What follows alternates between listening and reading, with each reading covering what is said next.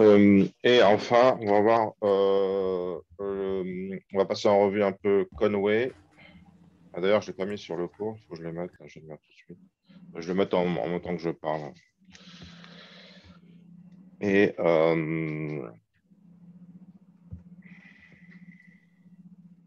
et voilà, ça va le faire.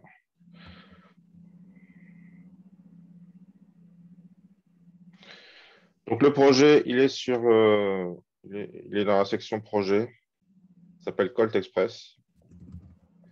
Il est dans la section, j'ai créé une section projet. Section projet.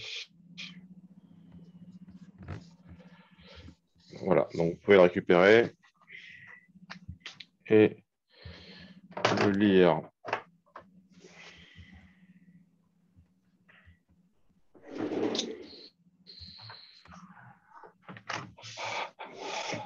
Ok, alors c'est parti pour le projet. Je vais d'abord commencer par vous faire une démo. D'ailleurs, je pourrais vous... Non. Donc, c'est inspiré d'un vrai jeu qui existe. Vous pouvez...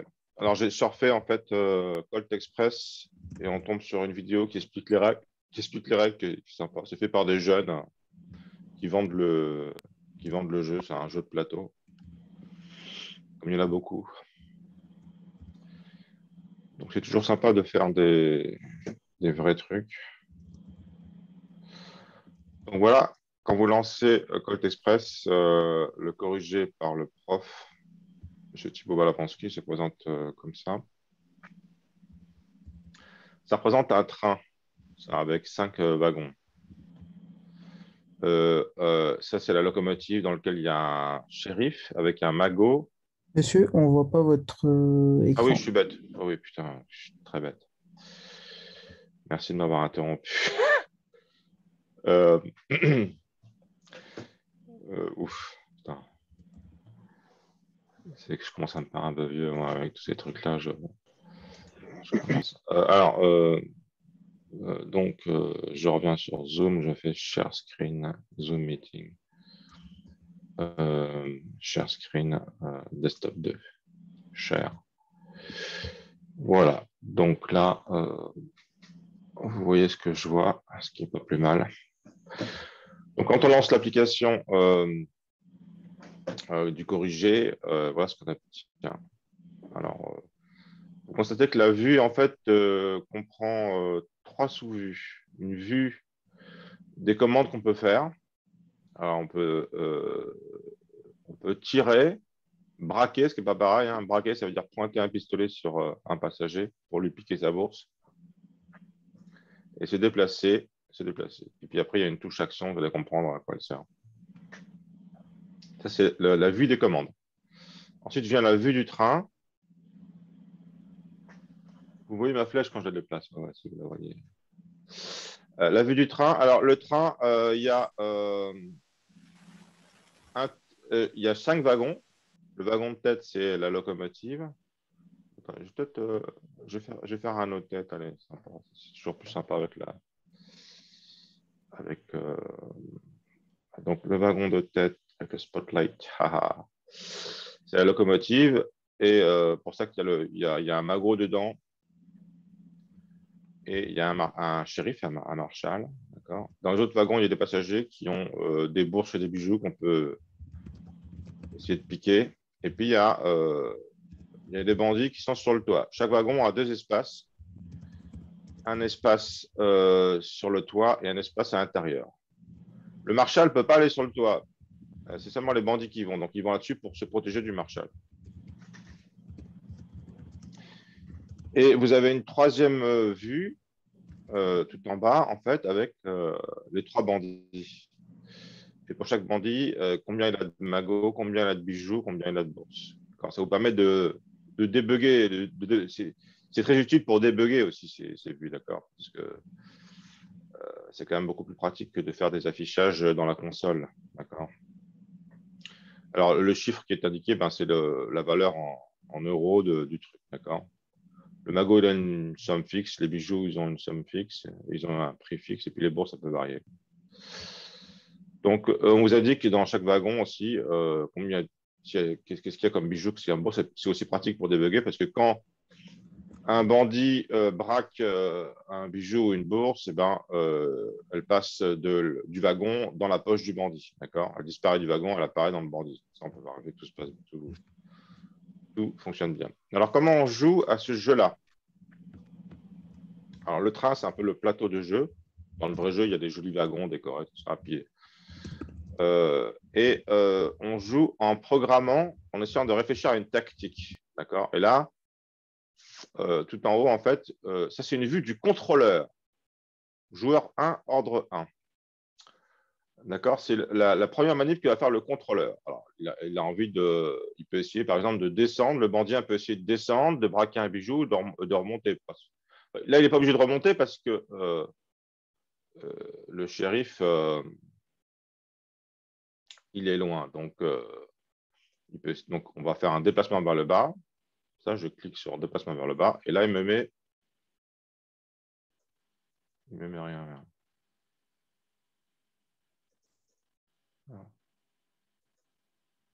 Ah, c'est parce que je fais. J'ai dû passer en mode annotate, c'est pour ça qu'il ne me met rien. Alors, j'enlève le mode annotate pour pouvoir cliquer, parce que je ne pouvais pas cliquer à cause du mode. Donc, déplacement vers le bas. Angoisse profonde. Bon, je fais un stop share. Je refais un share screen. Que se passe-t-il?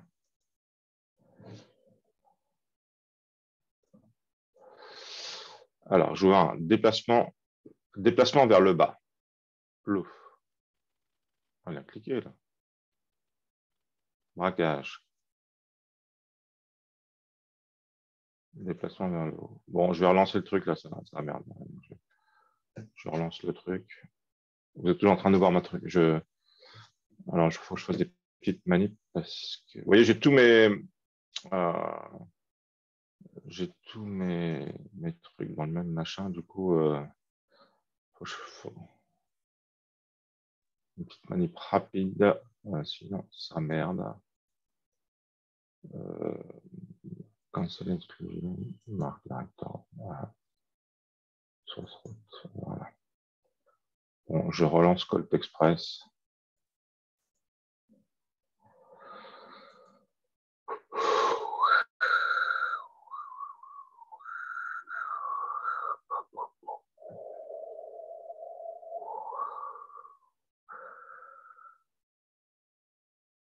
Voilà. Donc, tout en haut, il me dit quel joueur. Alors, donc, c'est le premier joueur. Je vais dire, ma stratégie, ça va être de.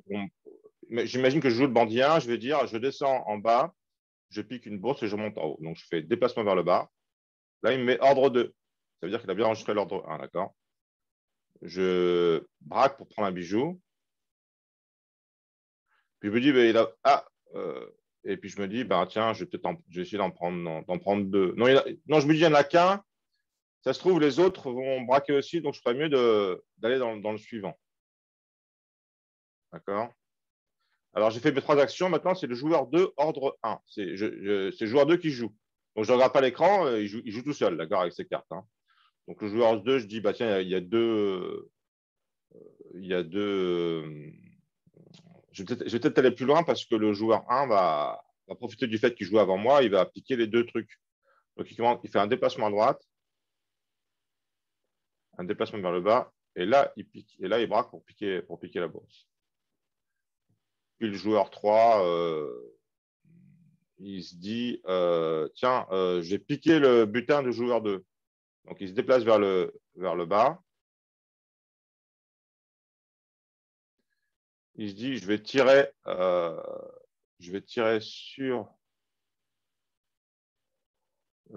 sur un joueur. Alors, il ne peut pas tirer sur place, il tire à droite. Et je vais mettre à l'abri du Marshall, je remonte vers le haut. D'accord? Il faut toujours mettre sur le toit parce que le Marshall peut vous choper si vous êtes à l'intérieur. D'accord? Alors, j'ai programmé mes 3 trucs. Il me dit juste action. Donc, maintenant, on va voir le truc se dérouler. D'accord? Dans la deuxième phase de jeu, on exécute les actions qu'on a programmées. Donc, je clique maintenant sur le bouton action pour voir mes bandits bouger. Je clique. Le premier truc qui se passe,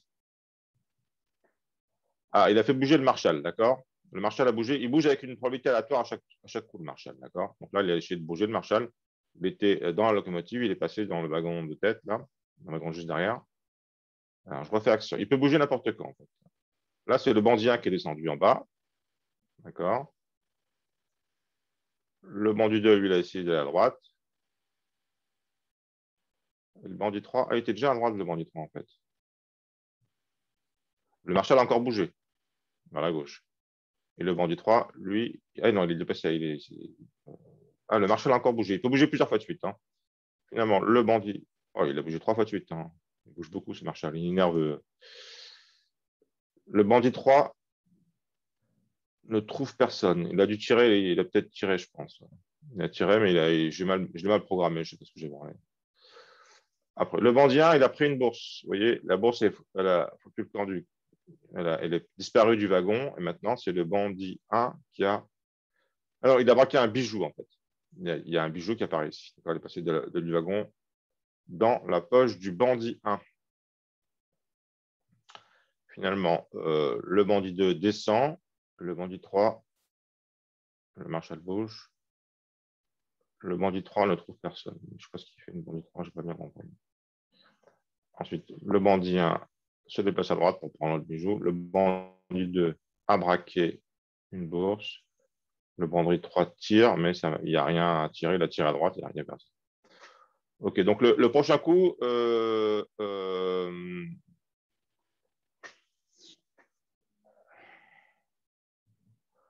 je vais essayer de tirer vers le bas et de tirer vers le haut pour voir, d'accord?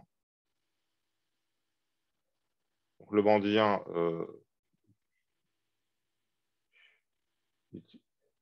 c'est fini l'action là, c'est fini. Voilà, maintenant il faut programmer les actions, d'accord? Donc il faut faire un coup d'action. Donc le bandit 1, je dis qu'il tire à gauche. Ensuite, le bandit 2, bah, lui, il va aller à droite. Non, non, sa deuxième action, c'est qu'il va aller à droite. Et puis, il va retirer à gauche. Le joueur 2, lui, il tire vers le haut 3 fois de suite. D'accord? Et le joueur 3, il tire vers le bas 3 fois de suite, on va simplifier. Je vais essayer de voir si. Bon. Bandit 2 tire. Bandit 1 lâche son butin. Voilà. Bandit 3 tire. Il a tiré vers le bas. Du coup, le bandit 1 a lâché son butin. Il a parti à 0, etc. D'accord? Voilà. Voilà ce que vous avez à programmer. Bon, on peut faire plein de trucs, hein. On peut faire des petites images aussi. Il y a des étudiants chaque année qui s'amusent à faire du graphisme. Pourquoi pas, si vous avez le temps. Est-ce qu'il y a des questions jusqu'à maintenant à ce que j'ai montré là? Les deadlines, la soutenance ont lieu le 10 mai. C'est marqué sur le sujet. La semaine du 10 mai, à l'horaire habituel du TP, dans la salle habituelle du TP. Ceux qui n'ont jamais allé se faire dans cette salle, donc je me renseignerai. Oui, alors, vu les conditions particulières dans lesquelles se sont déroulées les choses, vous pouvez même vous mettre en trinôme. Je vous suggère de vous mettre en trinôme si vous êtes 3 copains, comme par exemple Marc Candu. Non, il en a 3 maintenant. Il y a des fois des groupes de 3 copains. Dans ce cas-là, vous mettez tous les 3. Mais si vous êtes 4 copains, il vaut mieux mettre 2 plus 2, par exemple. Pour laisser un tout seul. Bon, plus on est de fous, plus on rit. C'est plus facile de faire à 3 qu'à 2, plus facile de faire à 2 qu'à 1. Essayez d'éviter de le faire à 1 parce que c'est pas très marrant de faire un projet à 1. Mais des fois, les gens préfèrent le faire à 1 parce qu'ils sont un peu seuls ou parce que ils sont maîtres de la situation, d'accord? Et le faire à 2, l'idéal, c'est d'essayer de faire chacun, de se partager les classes. Ou 3, vous partagez les classes à faire, d'accord? Il y en a qui va fournir via l'interface, vous pourrez bosser séparément. Mettez à profit vos connaissances sur les interfaces. Ah oui, c'est la grosse question, ça. Oui, oui. Oui, alors réfléchissez déjà à vos groupes et non, je ne sais pas. C'est prise de tête qu'on fait des groupes différents parce que qui c'est qui va vous noter, vous voyez? C'est ça qui est un peu ennuyeux avec les groupes différents. c'est mieux quand même, tant possible, de taper dans le même groupe. Mais si vous avez des bons copains dans un autre groupe, c'est acceptable. Je vais mettre un document à partager. Je n'ai pas encore eu le temps là. Je vous posterai ça. Je vais faire un fichier par groupe, hein, 1, 2, 3, 8, 9. Et dedans, vous allez mettre vos binômes, d'accord? Et puis, on va essayer après de répartir ça sur 5 groupes. Et vous mettrez à chaque fois quel groupe vous êtes originellement, comme ça. C'est-à-dire que c'est mieux d'éviter de se mettre dans des groupes différents. Si vraiment vous avez une très grande affinité avec quelqu'un qui n'est pas du même groupe, bon, bah, ok, quoi. Je ne vais pas vous emmerder. Comment dire? Mon idée, c'est quand même de vous faciliter la vie le plus possible. J'ai conscience que c'était très dur, très difficile pour vous tout ce semestre-là. Donc, voilà. D'habitude, j'interdis ça rigoureusement, mais là, comme de toute façon, les limites des groupes sont un peu floues, parce que de toute façon, on peut très bien aller discrètement suivre un autre groupe sans trop que ça dérange personne, surtout si c'est un prof qui vous interroge pas nommément comme je le fais moi, quoi. Du coup, on passe inaperçu, quoi. Presque, hein. Enfin bon. Alors, d'autres questions?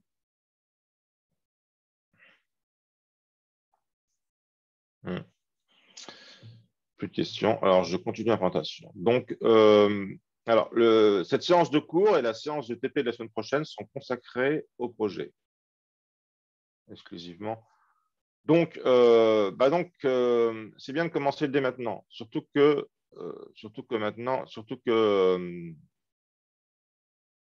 la semaine du 10 mai, c'est la semaine juste avant les partiels.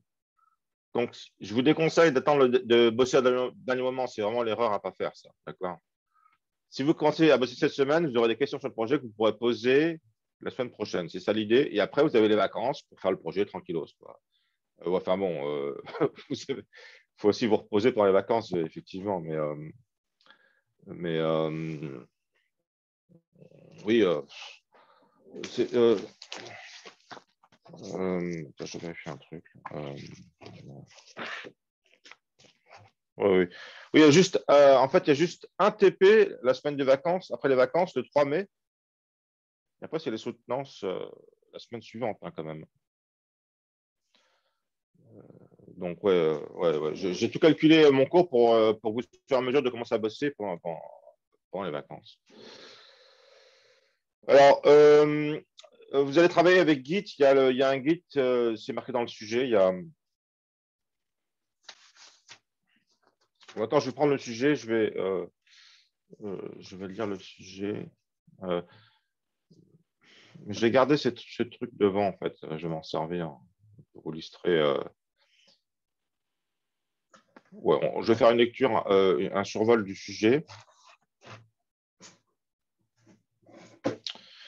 Donc oui, alors, dites-moi si je me trompe, mais j'ai demandé à Alice qui vous a eu en Java au premier semestre et vous avez déjà travaillé avec Git, donc je ne fais pas de rappel de Git en cours. Si ce n'est pas le cas, j'en ferai. S'il y en a qui souhaitent que je fasse des rappels de Git en cours, dites-le moi, je le ferai.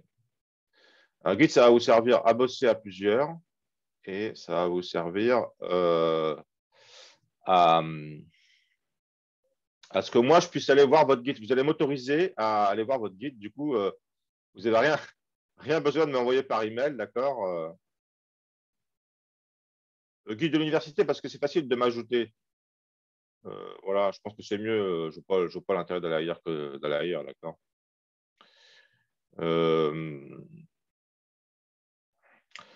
Et le troisième intérêt aussi du guide de l'université, c'est que je pourrais aller voir si effectivement vous avez utilisé le Git. Ça, c'est un des bonus dans la note, d'accord? Si effectivement vous avez utilisé le Git régulièrement pour votre projet, c'est une preuve que vous avez travaillé sur le projet, d'accord? La personne qui a un Git où il ne s'est rien passé juste le jour d'avant la soutenance, c'est légèrement suspect. Vous voyez, je vous dis ça d'homme à étudiant, enfin de prof à étudiant. Comment on lit le code au Git, s'il vous plaît? Précisez votre question, je ne comprends pas. Prenez le micro. Et oui, bonjour. Vous m'entendez? Oui. En fait, je me souviens que pour lier le projet au gîte, on devait mettre le lien du gîte quelque part sur IntelliJ, mais je me souviens plus où. Bon, je note ça, je regarderai ça. Bah, IntelliJ, c'est remarquablement bien fait pour Git, mais je ferai un test sur Git. Je vous enverrai aussi un truc pour ceux qui bossent sur Eclipse pour bosser avec Git, d'accord? Je ferai un topo là-dessus. J'ai noté ça. D'accord. D'accord, merci.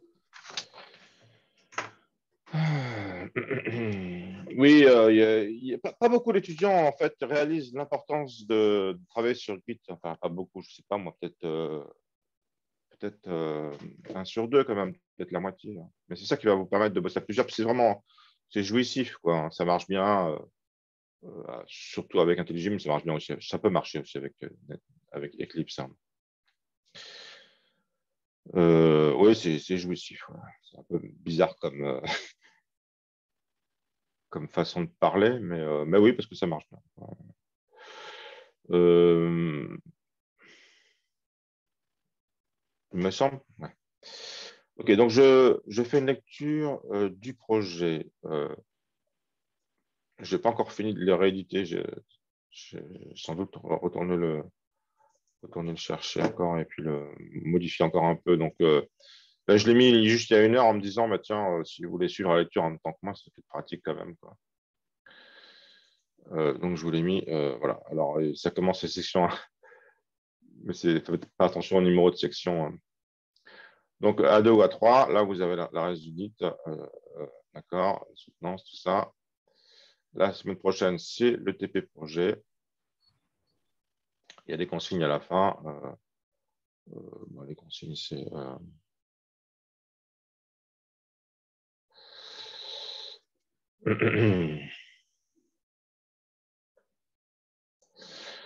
Donc, il faut bien sûr, les bandits qui gagnent, c'est ceux qui ont récupéré le plus d'argent. Il faut planifier. Alors, du fait qu'il faut planifier les actions et ensuite les jouer, il vous faudra stocker les actions dans un tableau d'actions. D'accord? Je commence à vous parler d'un.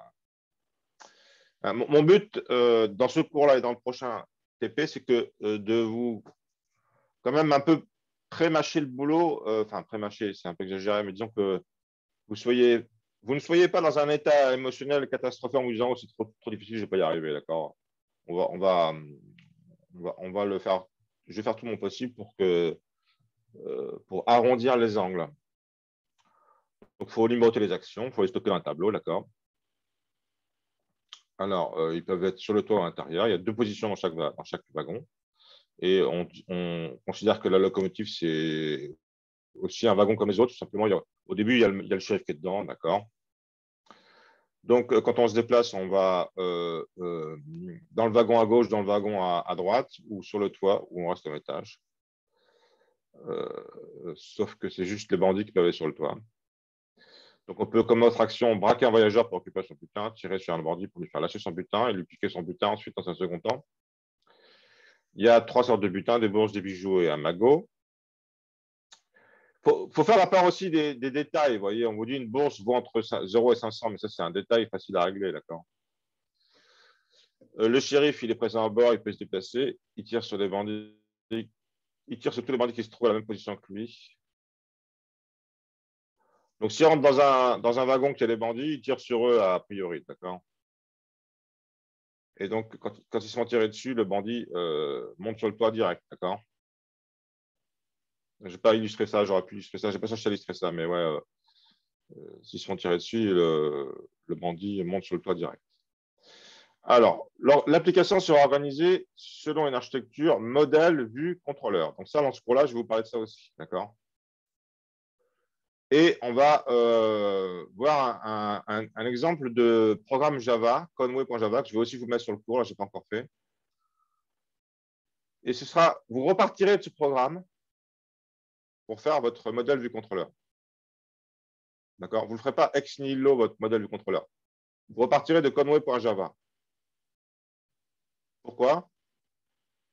Et parce que ça vous donnera déjà un cadre où ça fonctionne. Ne commencez pas à essayer de cracher du code ex nihilo et faire une interface graphique, vous allez patauger longtemps. Je vous conseille vraiment de partir d'un truc qui marche. Donc, on vous donne un truc qui marche, qui n'a pas grand-chose à voir avec le train, mais s'il a à voir du point de vue modèle du contrôleur. D'accord? On a fait ce qu'il fallait pour Après, vous allez gentiment, tranquillement, le faire évoluer en passant toujours par des versions qui marchent. Et ça va vous simplifier la vie. Ça va vraiment vous simplifier la vie. Et soyez sûr que c'est comme ça qu'on fait en vrai, d'accord? On ne part jamais de rien. On pompe un bout de code sur Internet qui marche, on l'exécute, hein, et après on le modifie. C'était un peu ma philosophie dans tout ce cours-là, dans vous donnant en TP un squelette qui marche déjà, d'accord? Pour essayer de se concentrer par le TP sur des trucs marrants, nouveaux, et non pas sur euh, des, des trucs de Java que vous avez déjà vu au premier semestre, que vous n'avez pas complètement digéré. D'accord, on était au second semestre, on n'était pas au premier semestre. D'accord, je suis pertinemment que le premier semestre, vous ne l'avez pas bien digéré encore, hein, mais on digère le premier semestre en commençant à manger le second, quoi, si vous voulez. Donc, on a fait aussi l'effort, pour vous simplifier la vie, de décomposer ce sujet en différentes sections progressives. D'accord. Et alors, vous n'allez pas lire la section 1.3, faire la section 1.3, lire la section 1.4, faire la section 1.4. Vous avez vraiment la première phase du projet qui est importante, c'est vraiment de tout lire pour déjà bien comprendre de quoi il s'agit. D'accord. Avoir une vision globale du truc. C'est ce qu'on vous dit ici. D'accord. Il est utile de réfléchir en amont à la manière dont les éléments suivants pourront s'insérer dans votre code. Donc, vous allez commencer à faire un modèle réduit. D'accord. Vous n'allez rien afficher. Vous allez construire votre train. D'accord. Il faut réfléchir comment vous allez faire pour construire votre train. Alors, par exemple, vous voyez, dans votre train, attends, je reviens au train. Le train, il est là, je crois. Ouais. Dans votre train, il faut essayer de factoriser le maximum du code. Donc, un wagon, ça va être 2 positions. Et dans les positions, pour contenir des bandits ou des bijoux, etc. D'accord. Donc, un train, en fait, à la base, c'est juste un tableau 2D de position. Vous voyez, dans une dimension, il y a juste deux lignes. Et puis dans l'autre, il y a 5 colonnes. C'est un tableau 2 par 5, en fait, un train. D'accord. C'est utile de bien comprendre ça déjà pour commencer. Alors, vous allez faire un diagramme de classe que vous allez me rendre. D'accord. Je ne sais pas sous quelle forme. Vous n'êtes pas obligé de le rendre clean. Hein. Vous pouvez aussi prendre une photo d'un truc fait au crayon. Moi, vous savez, quand je note, enfin, je ne suis pas le seul à noter, on note chacun son groupe, hein, mais je veux dire, je note les idées. C'est vrai que de faire un truc clean, un truc propre, avec sur un logiciel de dessin vectoriel, ça prend un temps fou. Il faut aussi faire un diagramme de classe au crayon, prendre une photo, hein, on est un peu moderne quand même. C'est ce que je fais. Vous avez vu, quand je vous fais des diagrammes de classe, je les fais au crayon sur mon iPad. Je n'ai pas le temps de faire un truc trop clean. Donc, faudra faire un diagramme de classe. Lequel diagramme de classe, une fois de plus, pour vous simplifier la vie, nous allons faire ensemble OTP la semaine prochaine. En fait, c'est plus un TD qu'un TP. Mais ça dépend. S'il y en a qui ont avancé déjà tous entre vous, s'il y en a qui ont avancé et qui ont des questions à poser, on y répondra, d'accord? Donc, pour l'instant, on ne s'intéresse pas au braquage de tir, on s'intéresse juste au déplacement, d'accord? Bon, vous avez un nombre de wagons, on place un seul bandit qui a un nom. Ça, c'est pour vous. Vous voyez, il y a beaucoup de constantes dans ce projet. Donc, les constantes, on les déclare avec des noms avec que des majuscules et des soulignés. Ça, c'est une des conventions Java générales. D'accord. Il y a le caractère souligné et les majuscules. D'accord. Vous pouvez tester que si jamais on est dans le dernier wagon, on ne peut pas déplacer en arrière. Si dans la locomotive, on peut pas se déplacer en avant. Donc, il n'y a pas d'effet. Mais par contre, il y aura un message.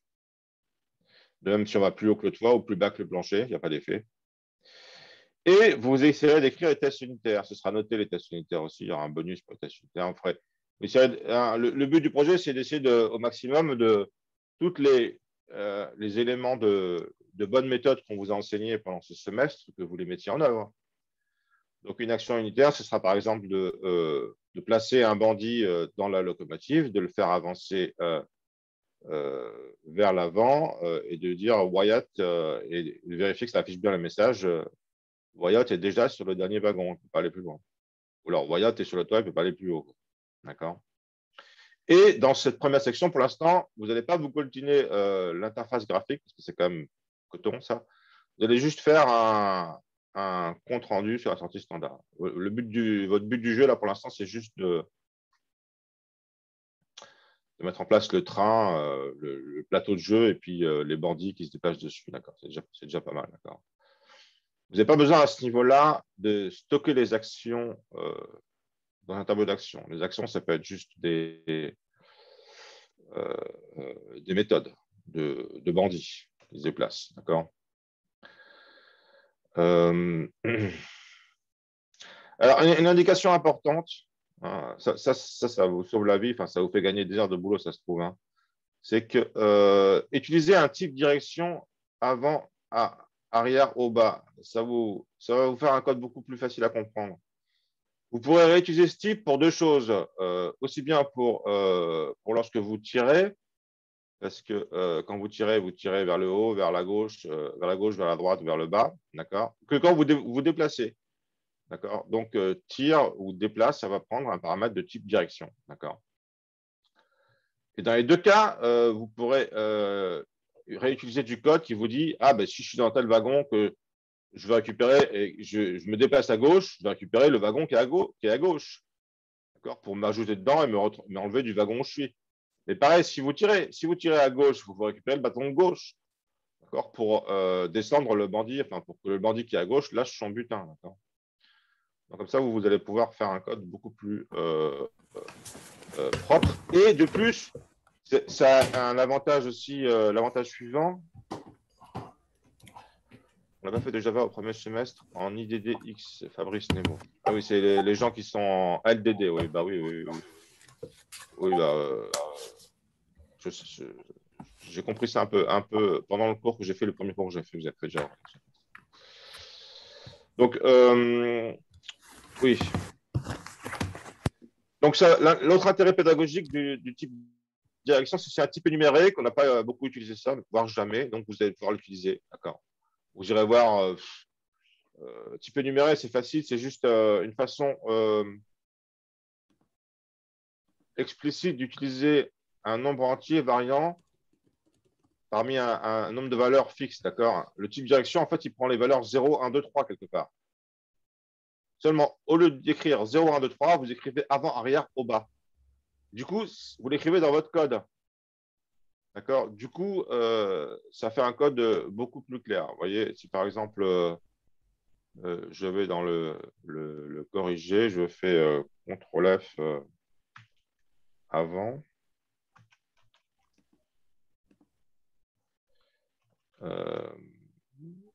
Alors, voilà, là j'ai avant. J'enlève ces fenêtres qui font chier. Vous voyez, panel tir. Vous voyez, j'ai avant écrit en toutes lettres. Voilà. Et je l'ai à plusieurs endroits, d'accord.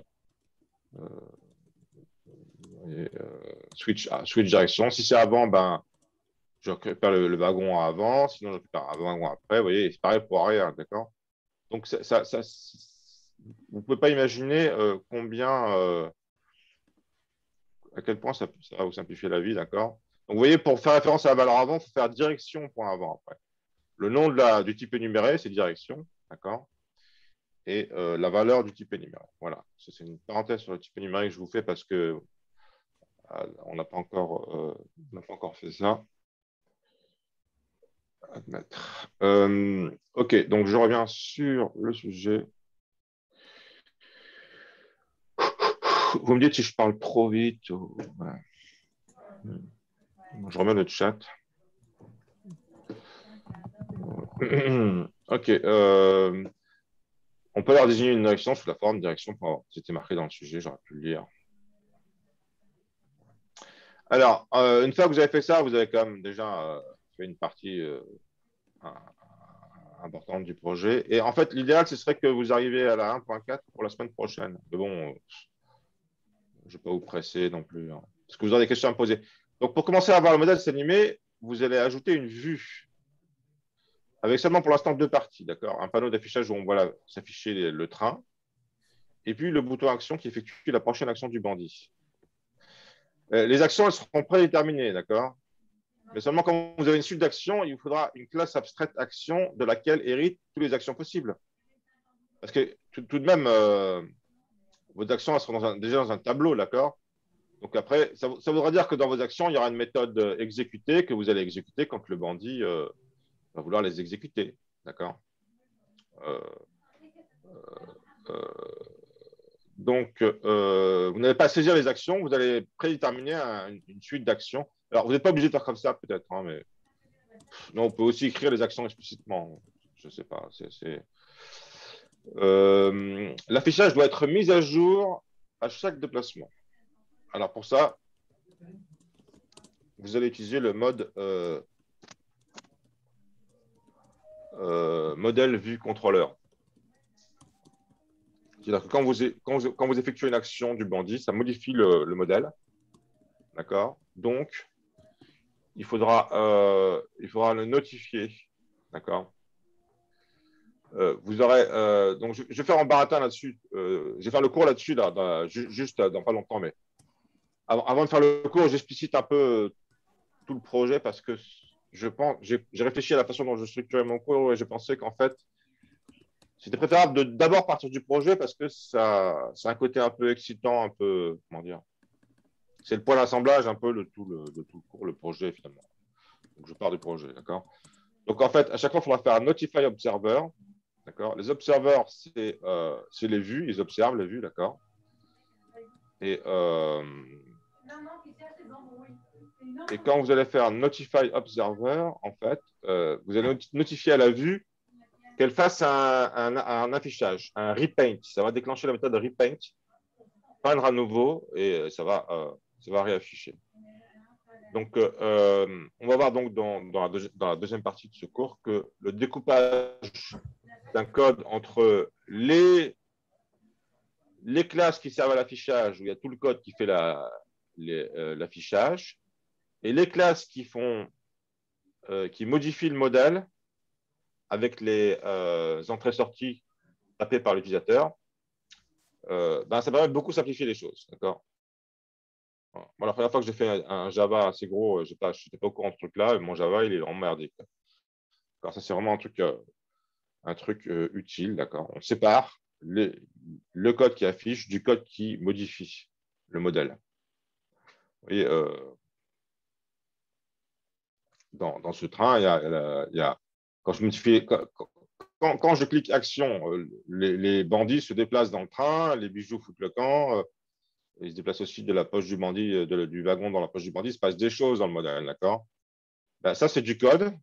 Il y a un code d'un côté, du code qui va modifier le train, les bandits, et de l'autre, un code qui va afficher le train, et afficher les bandits, et puis aussi afficher les boutons qui permettent le contrôle de tout ça. D'accord? Donc ça, vous le ferez déjà à la section en partie 2, d'accord? En partie 2 de votre truc. C'est 1.4 parce qu'il y a des... OK, donc vous pourrez le faire soit à partir de classes qu'on vous file. Ça, c'est juste une ligne de code. Hein.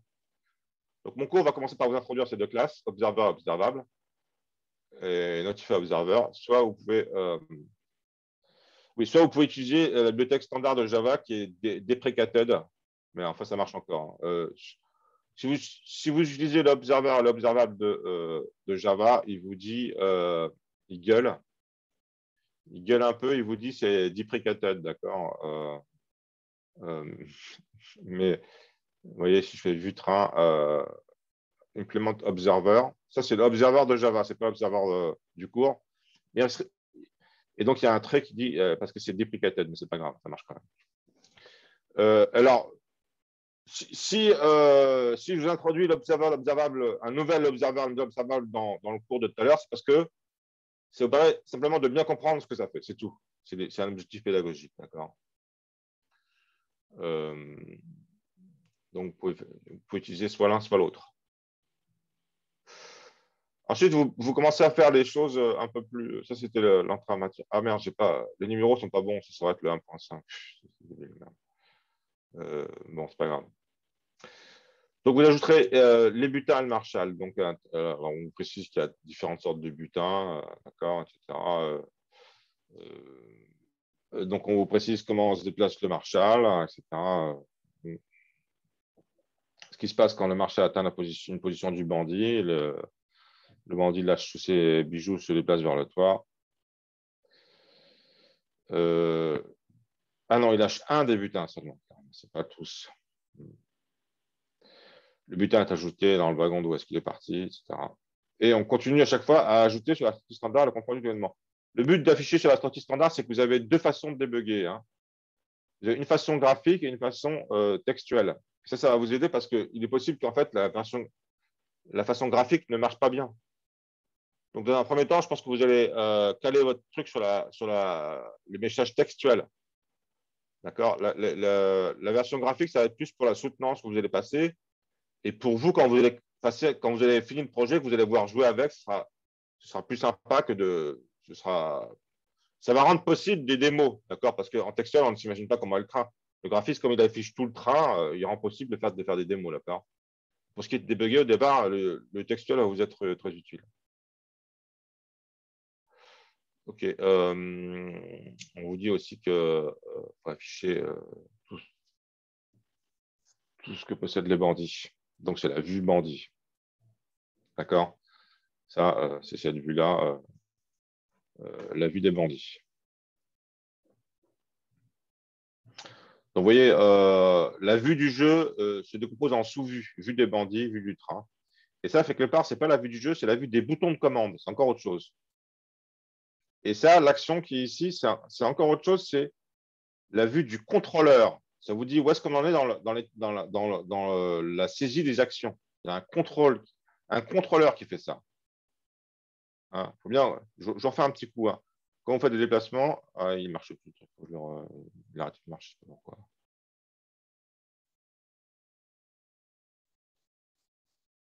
Ah si, ça marche.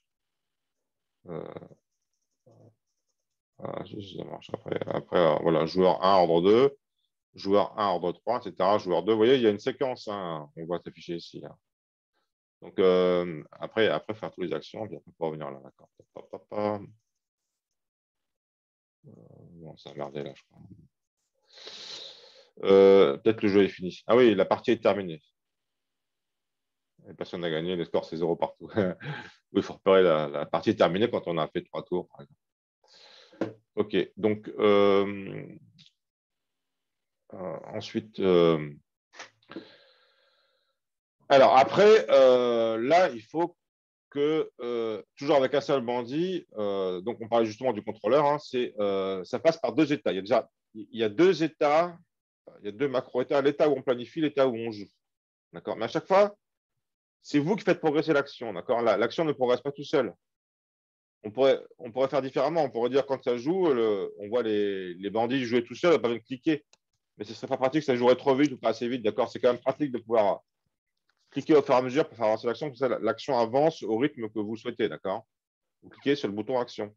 Alors, on clique sur ce bouton action et c'est ça qui fait avancer l'action. Bon, mais avant l'action, il y a un état de planification dans lequel le joueur doit donner un certain nombre d'ordres en cliquant sur le bouton correspondant. Et quand on fait ça, on ne clique pas sur le bouton action. D'accord. Donc, il faut quelque part dans le contrôleur maintenir l'état dans lequel on est. D'accord. Joueur 1, action 1, joueur 1, action 2. On rend toutes les actions du joueur 1, toutes les actions du joueur 2, toutes les actions du joueur 3. Il y a 9 états. Hein, il faut 2 entiers pour récupérer, pour enregistrer l'état d'où on est. L'entier qui indique quel joueur on considère et l'entier qui indique quelle action de ce joueur on considère. Et l'enchaînement des choses se fait différemment dans la planification et dans l'action. Dans la planification, en fait, joueur par joueur, action 1, action 2, action 3, action 1, action 2, action 3, action 1, action 2, action 3. Tandis que dans l'état d'action, en fait, action par action. Action 1, joueur 1, action 1, joueur 2, action 1, joueur 3, action 2, joueur 1, action 2, joueur 2, action 2, joueur 3. Donc, l'enchaînement n'est pas le même. D'accord. Ok.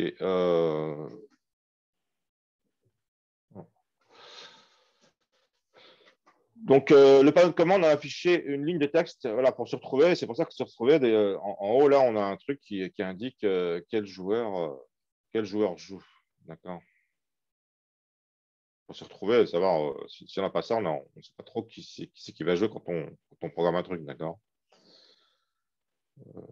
Voilà, là, il dit qu'il faut juste 4 actions, alors que dans la démo, il y en a 3, d'accord.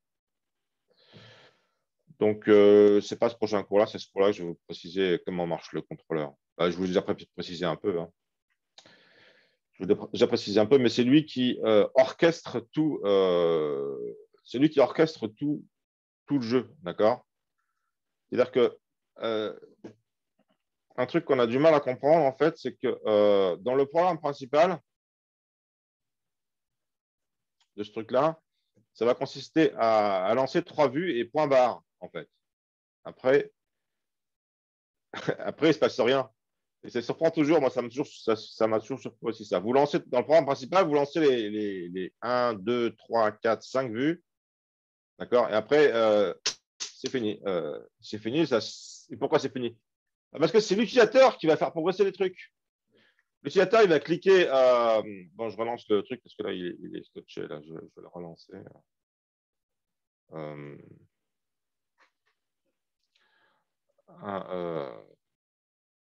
Donc, le programme lance les 3 vues et après, c'est qu'est-ce qui se passe? Eh bien, mettons, il me dit joueur 1, ordre 1, je fais un déplacement. Je clique sur ce bouton. Ce bouton va générer une action j'ai été pressé, d'accord? Que le contrôleur va récupérer, parce qu'il écoute le bouton, le contrôleur, il écoute tous ces boutons. Donc, quand on appuie sur un bouton, le contrôleur reçoit un événement. D'accord? Il y a une gestion d'événements. C'est des trucs Java qu'on n'a jamais fait. Si, on l'a fait avec les arènes, tout ça, on l'a fait, mais via l'interface graphique IG avec case cliquable. D'accord? Donc, ça va être le contrôleur qui écoute toutes les actions. D'accord? Donc, quand on clique sur un bouton, il y a un événement que le contrôleur récupère et il décide de quoi faire. Et qu'est-ce qu'il fait quand il reçoit un bouton clic? S'il est en état programmation, il se contente de stocker les actions. Il stocke l'action de déplacement dans un tableau. Il stocke l'action de déplacement dans un tableau. C'est tout ce qu'il fait. Il n'y a rien qui bouge. Juste, il y a un tableau d'actions, de 9 actions, un tableau de 2 dimensions, d'ailleurs. Un tableau 3 par 3, autant qu'il y a de bandits, autant qu'il y a d'actions par bandit, d'accord. Et ce tableau se remplit au fur et à mesure. Comment fait le contrôleur pour savoir quelle case du tableau il doit remplir? Eh bien, grâce à ces 2 variables entières qui indiquent quel joueur on considère et quelle action ce joueur on considère. Et donc, ces variables, il faut qu'il les incrémente un peu comme on met à jour une horloge. Vous voyez, quand le nombre de minutes est égal à 60, après, il repasse à 0 et c'est le nombre de heures qui augmente. C'est pareil, hein. Quand le nombre d'actions du joueur passe à 4, à 3, il ne passe pas à 4, après, il repasse à 1, mais on considère le joueur suivant. D'accord? Ok, je parle vite, vous me dites si je parle trop vite, vous me dites si ça ne va pas. Je regarde les participants, on a 49. Voilà, c'est un nombre raisonnable. Ok, je continue la lecture de ce peu de feu. Donc là c'est une phase cruciale, hein, c'est la phase où on programmait en fait la poignée de dollars. Là. Après échange de plomb entre amis, là ils vont commencer à se tirer dessus, d'accord? Et puis il y aura plusieurs joueurs. Voilà, bon. Donc c'est là que ça devient un vrai jeu, d'accord? Et ils ont des balles, tout ça. Il y a toujours un compte rendu textuel, etc. Et puis après, vous avez des bonus. D'accord. On pourra avoir 22 sur 20. Je mettrai. Alors, une seule année, il y a un gars qui a fait de l'IA pour faire jouer certains bandits. Tout ça, c'est vraiment compliqué. Vous pouvez faire une application à un jeu qui se joue sur votre téléphone. C'est pas si compliqué que ça. Il suffit de compiler votre Java avec une bonne librairie pour que ça devienne une app. Je n'ai jamais fait ça. Je ne suis pas compétent. Alors, les consignes, c'est dans le rythme de détailler ce que vous avez fait, d'expliquer votre architecture. Je pense que vous avez intérêt à vraiment profiter de ce projet pour voir l'importance du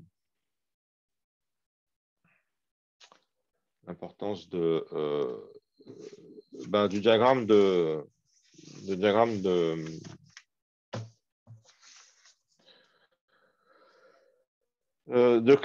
classe. Oui, ça c'est le diagramme de classe que moi j'ai fait sur la base du corrigé, qu'on essaiera de faire ensemble demain. C'est vous qui allez le faire, c'est pas moi, mais on prend conscience dans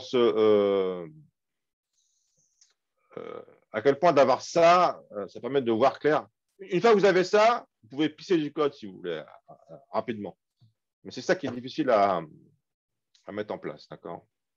Qui décide de réfléchir,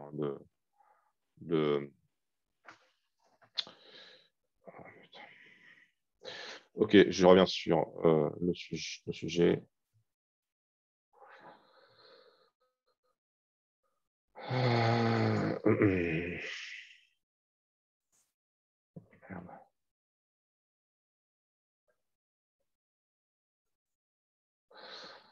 Donc, oui, les problèmes que vous avez, complément soit écrit à plusieurs ou emprunté ailleurs. Oui, je ferai un test de plagiat. Je sais pas si vous avez fini votre projet avant les autres, c'est pas une bonne idée de le filer à d'autres personnes parce que si on repère des plagiats, on ne saura pas qui c'est qui a plagié, qui c'est qui s'est fait plagier. Donc, vous aurez 0 tous les deux. Ah, ça c'est arrivé, ça. Donc,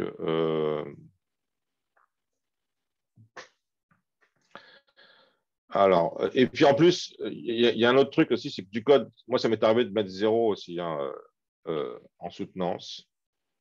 Ben pourquoi? Ben parce que j'ai eu des projets fantastiques que les étudiants n'étaient pas foutus d'expliquer la moindre ligne, quoi. D'accord? Donc, du code qu'on a écrit, on est capable de l'expliquer. D'accord? Et si vous arrivez en soutenance, les soutenances sont liées en présentiel. Si vous arrivez en soutenance que vous ne pouvez pas expliquer votre code, ben, c'est simplement que vous ne l'avez pas codé, quoi. D'accord? Si personne ne peut l'expliquer. En général, voilà. Donc, moi quand pendant la soutenance, je demande en général je demande de dire qui c'est qui a fait quoi. D'accord? Et dans les groupes, il y a souvent un plus faible, un plus fort. Et c'est au plus faible que je demande de m'expliquer du code. Sauf s'il me dit dans ce jeu qu'il n'a rien fait, ok, je ne vais pas l'ennuyer, d'accord. Enfin, ils n'ont pas rien fait. En tout cas, bon, voilà. Donc, voilà, je mets des notes différentes. Je ne vais pas créer un mauvais feeling non plus. Hein. Je ne veux pas, comment dire. Oui, si les gens ont bossé ensemble, qu'ils se connaissent bien, ils ont tous envie d'avoir la même note. Ça, je comprends ça aussi. Hein. Mais disons, s'il y en a un qui a strictement rien fait et que c'est l'autre qui a tout fait, eh ben, il faut quand même que j'en tienne compte aussi. D'accord.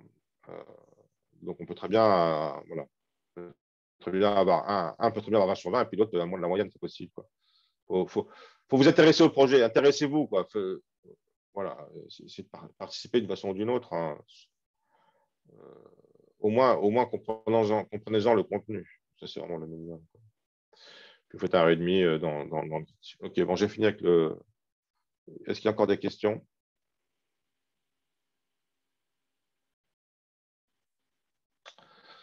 Ok, donc je passe au cours sur le diagramme modèle vue contrôleur.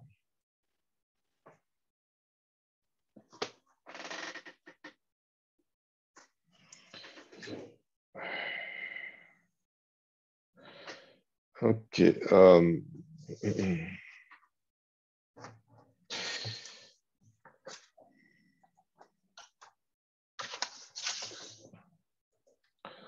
Donc, on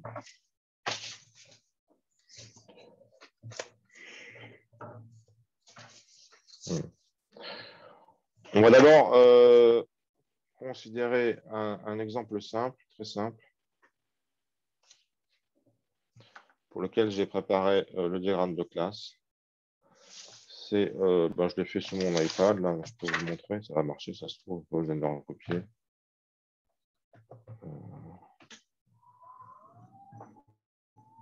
Ah ouais, ça marche. Hein.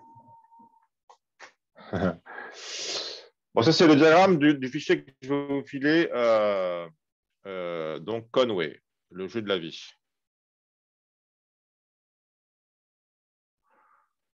Donc, on utilise une classe abstraite et une interface. Observer, une classe abstraite observable. Qu'est-ce qui est observable? Ben, c'est le modèle du jeu de la vie. C'est quoi le modèle du jeu de la vie? Ben, c'est un tableau 2D de cellules. C'est pour ça qu'on met une étoile, il y en a plusieurs, d'accord? Chaque cellule, en plus, connaît ses coordonnées XY.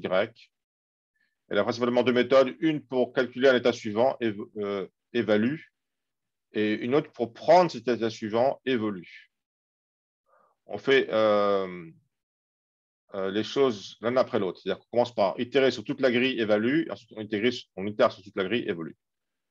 Alors, si on faisait en même temps évolue, évalue, ça n'irait pas parce que une cellule donnée aurait une partie de ses voisines qui a déjà évolué et l'autre partie qui n'est pas encore évoluée, donc ça ferait un truc buggé. D'accord. Je vais vous montrer d'abord le jeu de la vie, sinon, ouais. Je vais vous montrer l'exécution, sinon vous ne comprenez pas ce que je dis, c'est un peu débile. Donc, je vous montre l'exécution. Je refais un share screen. On a fini avec le Colt Express. Maintenant, on part sur Conway. Alors, vous voyez, Colt Express, hein, c'est pour vous donner un ordre d'idée aussi de la complexité du truc. Hein, vous voyez, c'est pas infiniment complexe. Hein. Ça, c'est le corrigé que j'ai là. Vous voyez, j'en ai combien de screens? J'en ai 1, 2, 3, 4, 5, 6, 7, 8, 9, 10, 11, 12, 13, 14, 15, 16, 17, 18, 19, 20, 21, 22, 23, 24, 25, 26. 26 fois 1, 2, 3, 4, 5, 6. Il y a à peu près 300 lignes. Quoi. Non, 748 lignes de code. Alors maintenant, Conway, il y en a déjà quand même beaucoup moins de lignes. Il y en a juste. Ah oui, mais c'est parce qu'il y a des commentaires. Hein. En vrai, il y a juste 100 lignes. Hein. Monsieur Thibault met des commentaires énormes. Alors, j'ai essayé de les lire, j'ai pas tout compris tous les commentaires en fait. Hein. J'ai pas eu le temps de les réécrire. Mais c'est parce qu'il y a des. Voilà. Alors, qu'est-ce qui se passe quand on.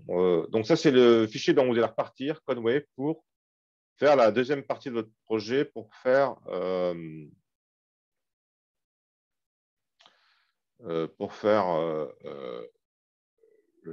l'interface graphique.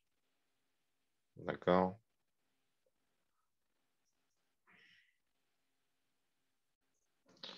J'ai une petite panique pour le faire marcher, sinon ça ne marche pas.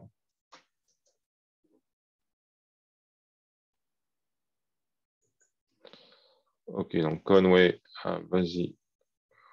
Alors, c'est tout simple, Conway, c'est marrant aussi, c'est pour ça que c'est tout simple, c'est un automate cellulaire qui évolue tout seul, d'accord.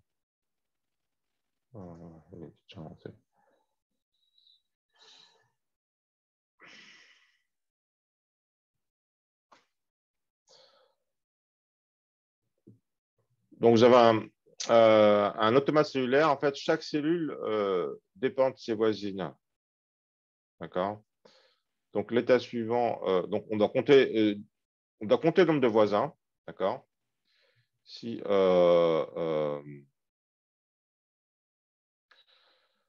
donc on compte les voisines et merde. Pourquoi il ne montre pas le truc de contrôleur?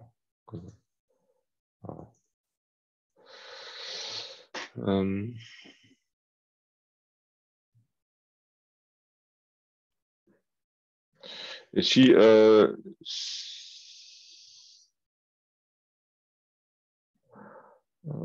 putain, j'arrive. Voilà, le prochain état il est déterminé de façon suivante. Si jamais il y a deux voisins, le prochain état est égal à l'état courant. s'il y a 3 voisins à vrai, donc s'il y a 2 voisins à vrai, l'état est conservé. S'il y a 3 voisins à vrai, il y a naissance. Et s'il y a plus de 3 voisins, il y a mort par étouffement, il y a trop de voisins. S'il y a moins de 2 voisins, il y a mort par isolement. D'accord? Donc, on appelle ça jus de la vie parce que, en fait, le petit carré noir symbolise les cellules vivantes. D'accord? Donc là, par exemple, il n'y en a que 2, elles vont mourir le coup d'après, parce qu'ils ont chacun un voisin. Celle-là, elle a juste un voisin, pareil, elle va mourir. Celle-là, elle a 2 voisins, elle va se conserver, etc. Donc là, il y a beaucoup de voisins, il y a un conglomérat, donc ça va se conserver.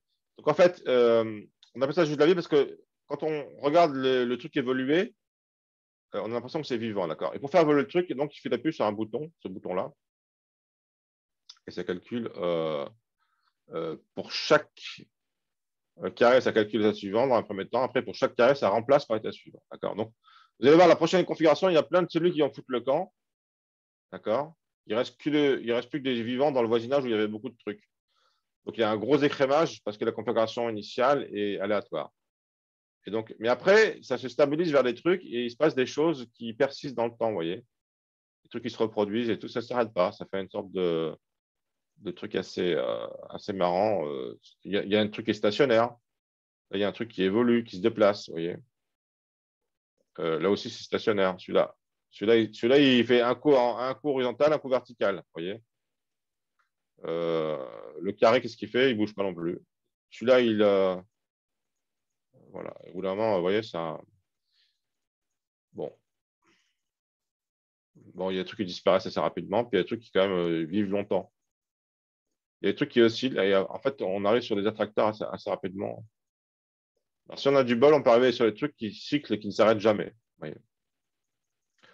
Bon, beaucoup de gens se sont excités là-dessus. En fait, on a montré qu'on peut calculer n'importe quoi avec ça. C'est universel. Donc, on a montré qu'on ne peut pas savoir si ça va s'arrêter ou si ça va continuer indéfiniment à y avoir de l'activité. D'accord, il n'existe pas de programme qui peut prédire si ça va s'arrêter. Et là, on pense que ça va s'arrêter. Donc, voilà. Donc, on a. Ah oui, oui, non. On a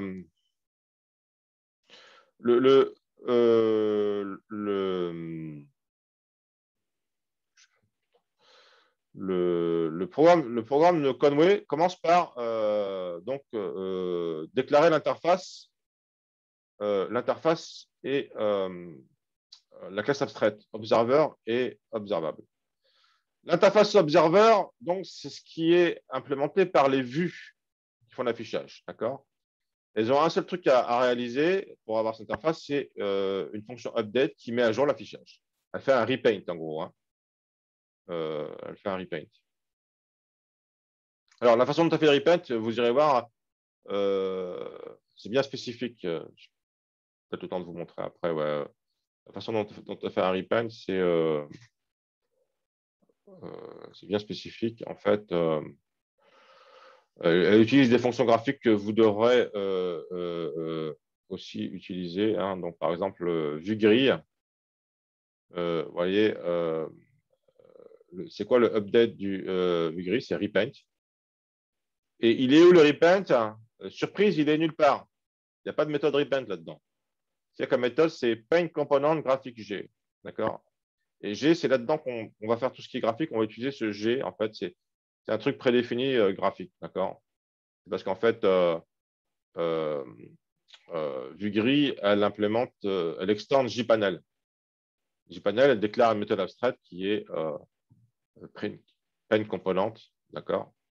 Donc après, il faut implémenter.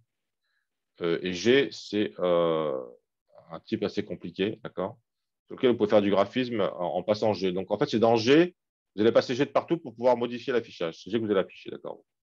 Donc là, voilà. Donc, il y a une méthode paint. Il y a une méthode paint qui est appelée et c'est on itère sur toutes les cellules, on appelle une méthode paint et paint, elle prend une cellule et puis elle dessine la cellule en vert, en noir ou en blanc. D'accord. Donc, vous inspirez de tout ça pour faire votre train et vous aurez besoin de plus de choses que ça parce que pour faire le train, on a pas seulement besoin de rectangles pleins, de rectangles vides, on a aussi besoin de rectangles creux pour dessiner les wagons, tout ça. On a aussi besoin d'afficher du texte, enfin, on a besoin d'autres trucs. Et vous allez voir la doc de Swing, hein, c'est Swing qui propose tous ces trucs-là, d'accord, Swing, vous aurez la doc, vous verrez qu'est-ce qu'on peut faire comme graphisme. Des rectangles, c'est facile, du texte, c'est facile, vous ferez des erreurs, ça peut être non plus la mer à boire, d'accord.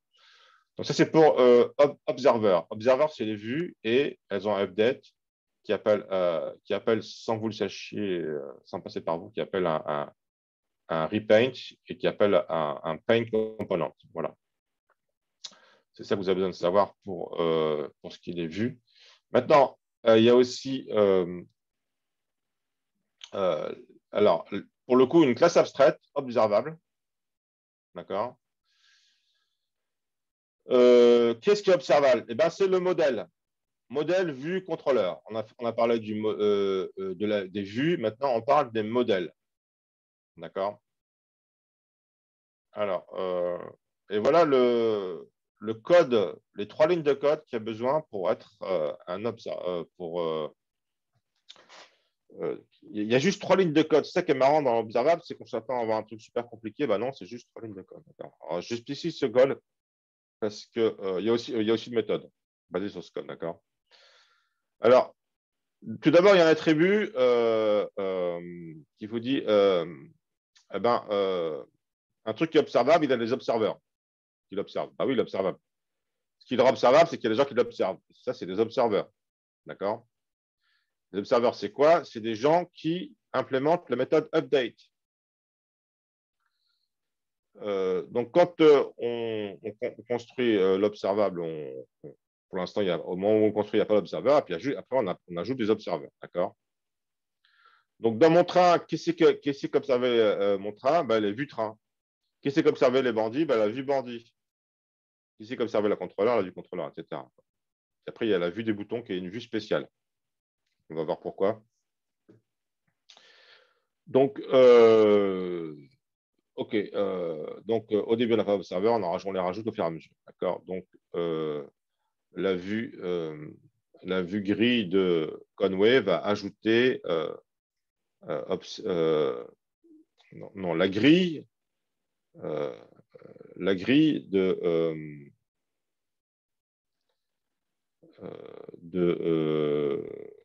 alors, vue gris. Merde. Contrôleur, vue commande, c'est vue gris, cellule. C'est modèle. Bon, on l'appelle c'est modèle. Donc, elle extend observable, elle est observable. Et elle va ajouter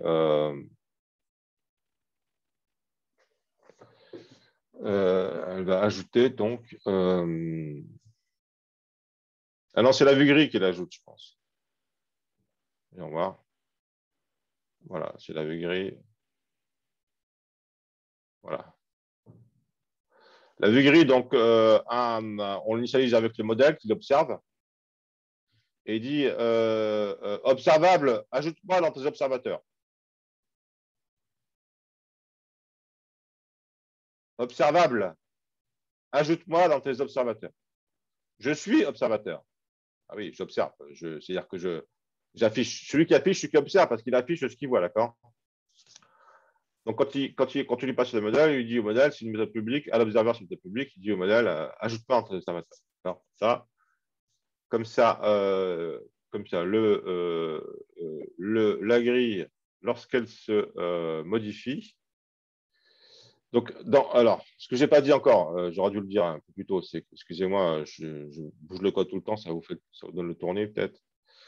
Donc, l'autre truc qu'il y a dans Observable, c'est la méthode Notify Observer. Et qu'est-ce qu'elle fait? Eh bien, elle passe en revue tous ces observeurs, elle leur dit, écoutez les gars, mettez mon image à jour parce que j'ai changé. J'ai changé. J'ai un nouveau bandit qui est rentré dans mon wagon. J'ai un magot qui a foutu le camp. D'accord. J'ai une marchande qui s'est déplacée. Ah ben, je ne suis plus le même. Ah ben, repeignez tout. Pas dans le détail, on repeint tout, d'accord. On repeint tout le train. On peut faire plus dans le détail. C'est un des bonus, d'accord. On peut repeindre juste le wagon en faisant des vues séparées pour chaque wagon, tout ça. Pour minimiser le boulot de repeinture, de mise à jour de l'image, d'accord. A priori, si on ne va pas s'ennuyer, on repeint tout systématique, ça va vite. Les ordi modernes sont puissants. Ce n'est pas un petit train de bandit de rien du tout qui les fait peur. Et vous voyez, en fait, l'élégance de la séparation entre vue et modèle, c'est que on n'a pas besoin, au niveau du modèle, tout ce qu'on a besoin de faire, c'est que à chaque fois qu'on modifie le modèle, il faut le signaler, il faut signaler Notify Observer, c'est tout. Et ça passe que par un appel Notify Observer. Et après, il y a une mécanique de repaint, de paint qui s'enclenche et le truc un peu magiquement, vous voyez sous vos yeux, vous voyez le train qui évolue, les bordis qui se déplacent, d'accord. Et c'est transparent, d'accord. C'est parce qu'il se repeint, c'est tout. Parce qu'il a été informé que ça a changé, donc il doit se repeindre. Voilà. Donc,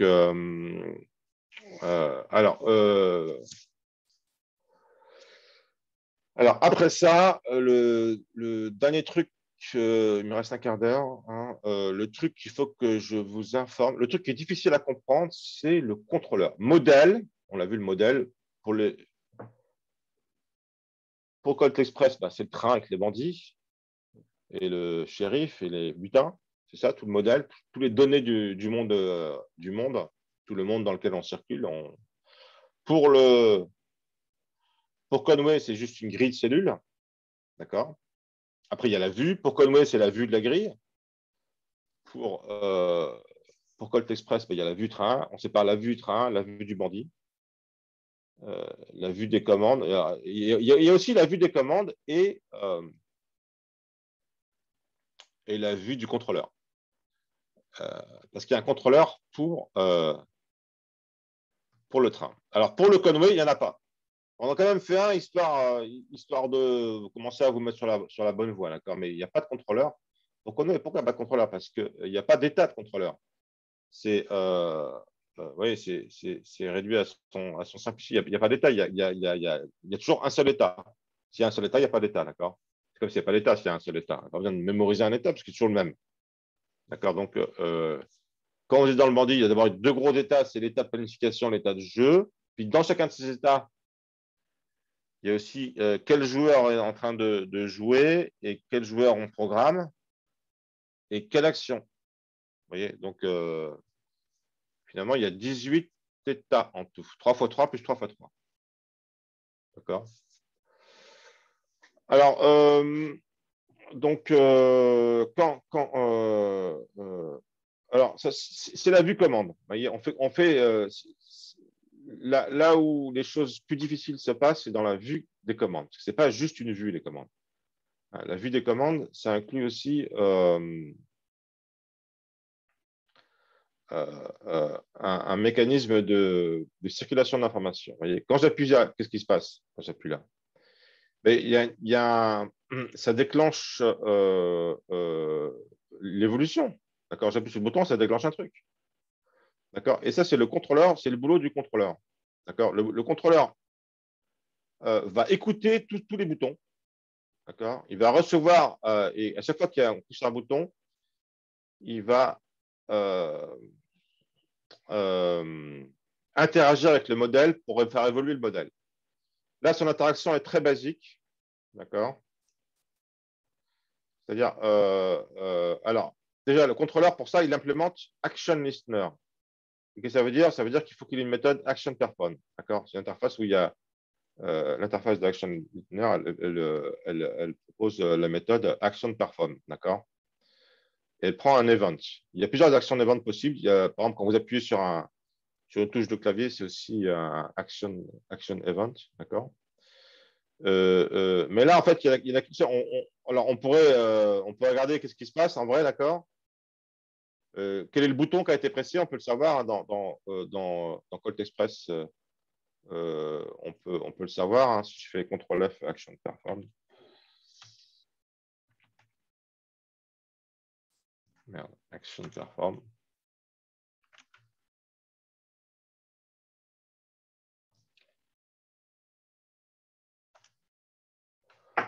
Alors, action.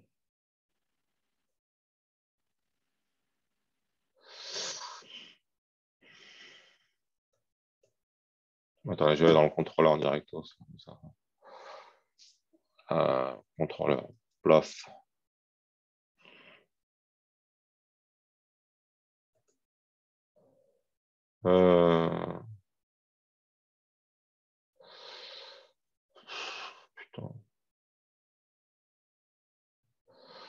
Bon, je vais taper perform plutôt.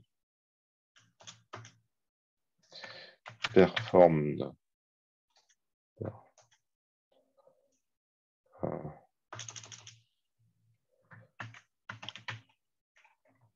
Merde. Bon, j'aurais pas trouvé le truc. Merde. J'ai.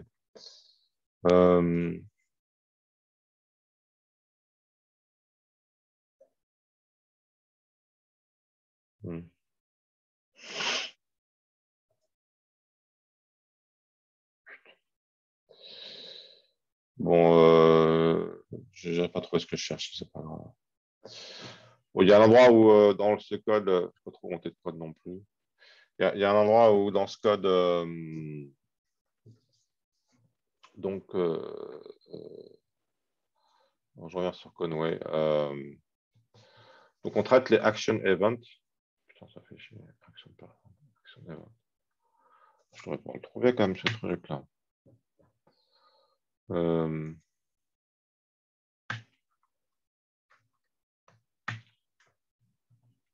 je ne le trouve pas. Je ne comprends pas.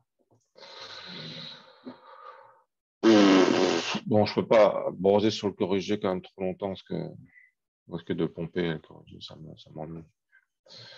Bon, là, comme il y a un seul type d'action, il faut juste appeler le modèle avance. D'accord. Le contrôleur est réduit à sa plus simple expression, il n'a pas vraiment besoin. Mais on l'a quand même mis dans le Conway pour vous mettre sur la bonne voie, pour vous indiquer qu'il faut une classe contrôleur. D'accord.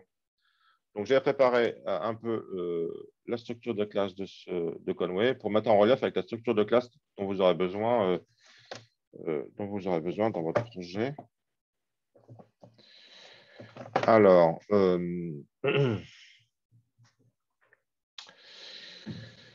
je vais faire stop share.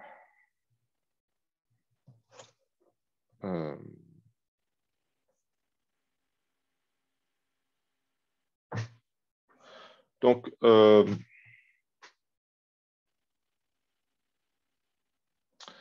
observer, l'observer, la vue, elle a besoin de mettre à jour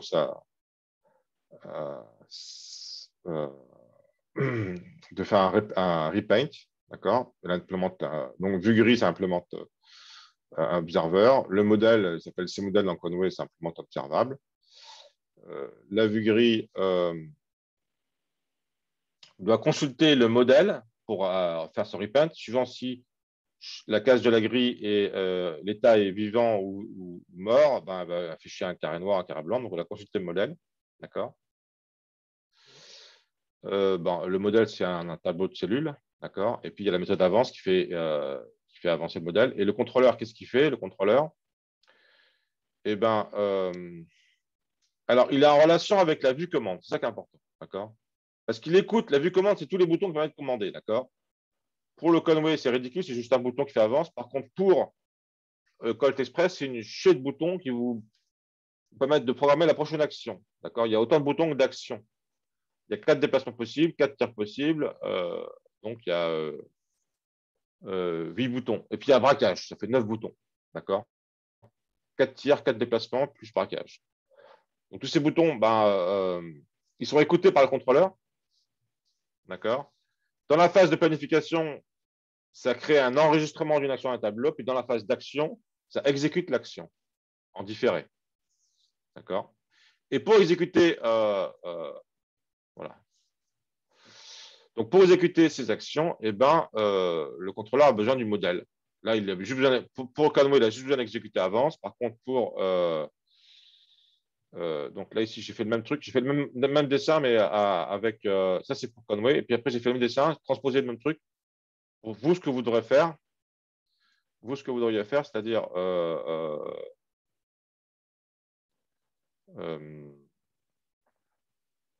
le train, d'accord. Donc, vous avez pareil. Là, vous avez plusieurs vues aussi. C'est pratique de séparer plusieurs vues.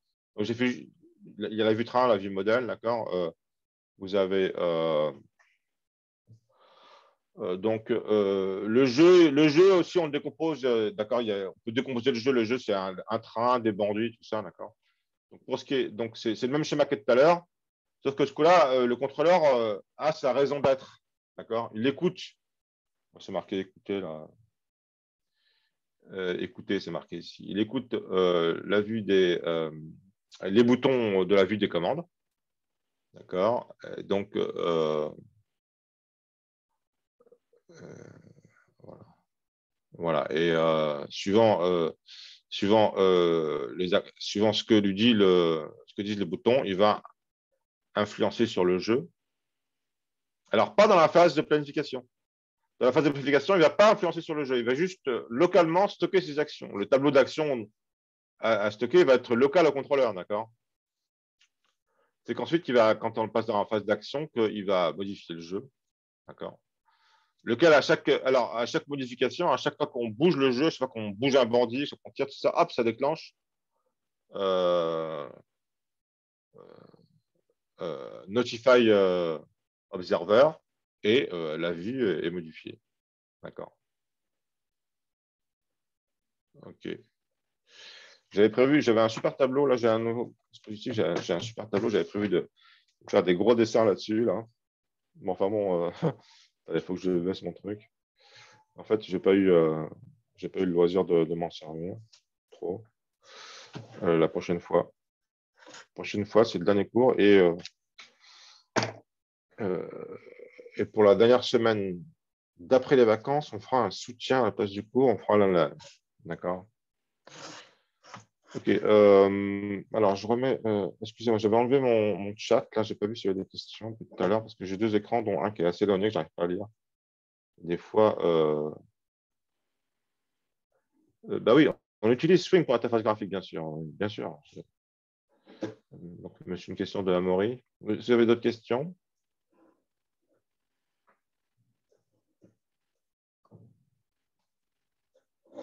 Donc, vous pouvez discuter entre vous pour faire des groupes. Essayer de ne pas rester tout seul, c'est un peu triste. Puis il y en a qui restent tout seul, ça va, ils survivent. Hein, mais bon, je vous dis, c'est plus marrant de bosser à deux. Puis c'est un peu difficile pour vous parce que comme vous avez, au second semestre, vous n'avez pas eu le loisir de vous rencontrer physiquement ailleurs autrement qu'à la sortie du partiel pour dire il était dur le partiel. C'est vrai que le partiel. Au sujet du partiel, j'ai fait une corrigée, je vais bientôt publier les notes. Hein. J'ai prévu qu'on pourrait les voir, vous pourrez voir vos copies à la fin de l'examen. D'accord. Vous aurez le loisir de voir vos notes avant l'examen, d'ici quelques jours. Là, je vais les publier, sauf s'il y en a qui sont contre, qui me le disent. Hein. J'ai publié tout pour tout le monde, ça va simplifier. Vous pourrez voir vos notes, vérifier que ça correspond à l'idée que vous en faites. Et puis, si ça ne correspond pas, eh ben, je suis toute la semaine super booké. Je ne vais pas avoir le temps de scanner vos copies, de vous les montrer, tout ça. Là, je n'ai pas le temps de faire ça, moi. Par contre, j'ai pensé qu'on pourrait discuter donc le partiel à 2h moins le quart, il se finit à 4h15. Il y a des tiers-temps qui restent encore une demi-heure, 1 heure. Ceux qui veulent discuter avec moi, pas seulement avec moi, on sera trois surveillants, ils pourront rester dans la salle d'examen dans laquelle nous serons seuls et distribution des copies, lisage des copies, ramassage des copies, tout ça, une cadence, une bonne cadence.